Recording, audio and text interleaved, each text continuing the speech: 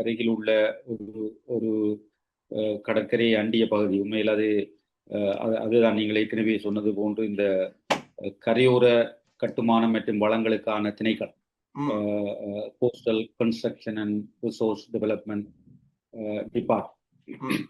அவர்கள் குறிப்பாக இந்த சுனாமிக்கு பிறகு குறிப்பிட்ட கடற்கரை அண்டிய குறிப்பிட்ட தூரத்துக்குள் கட்டிடங்கள் அமைப்பது சட்டவிரோதமானது. ஒன்று.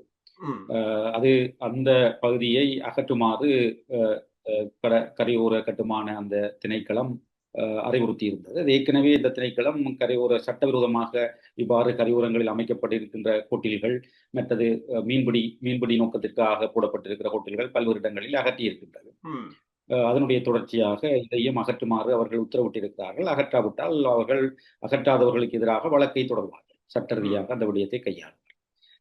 ஆனால் அதில் தான் இந்த விடயம் ஆரம்பித்தது.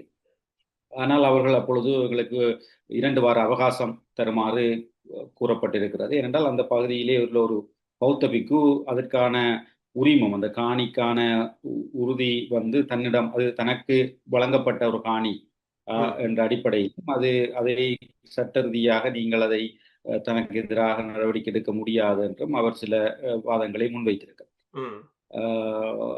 இந்த பின்னணியில் தான் அவர்கள், அதாவது கரையோர பாதுகாப்பு சம்பந்தமாக, கரையோர அந்த வளங்கள் மற்றும் கட்டுமானங்கள் சம்பந்தமான அந்த திணைக்களம் அடுத்த கட்டமாக நடவடிக்கை எடுக்க இருக்கின்ற ஒரு சூழலில் அதை ஒரு தந்திரோபாய ரீதியாக தடுக்கின்ற நோக்கத்தில் தான் இந்த புத்தர் சிலை என்ற ஒரு புதிய விஷயம் அங்கு வந்தது. ஏனென்றால் இலங்கையில் உங்களுக்கு தெரியும், புத்தர் சிலையை வைத்தால் அதுக்கு பிறகு அதை அகற்றுவது சாத்தியமற்ற விடயம். அதே நேரம் அது ஒரு குறிப்பிட்ட அந்த மத பகுதியின் அவர்களுடைய கட்டுப்பாட்டுக்குள் சென்றுவிடும். அது ஒரு உத்தியாக இந்த நாட்டிலே அரசியல் தரப்புகளும் சரி, நிலங்களை அபகரிக்க வேண்டும் என்று கருதுகின்ற பெரும்பான்மை இனத்தைச் சேர்ந்தவர்களும் சரி, அதை ஒரு உத்தியாக வைத்திருக்கிறார்கள். பகுதியை ஒரு குறிப்பிட்ட இடத்தை எடுக்க வேண்டும் என்றால் தந்திரோபாயமான வழி அந்த இடத்திலே ஒரு புத்தர் சிலையை கொண்டு வைப்பார். என்றால் சட்ட ரீதியாக வைத்த சிலையை அகற்றக்கூடிய ஒரு சூழல் இந்த நாட்டிலே இல்லை. அது இந்த புத்தர் சிலை விஷயத்திலும் அது தெளிவாக தெரிந்தது. வைத்த சிலையை அகற்ற முடியும். அகற்றிய மறுதினமே அதே இடத்தில் சட்ட ரீதியாக வைக்கக்கூடிய ஒரு சூழல் தான் திரும்ப ஏற்பட்டது.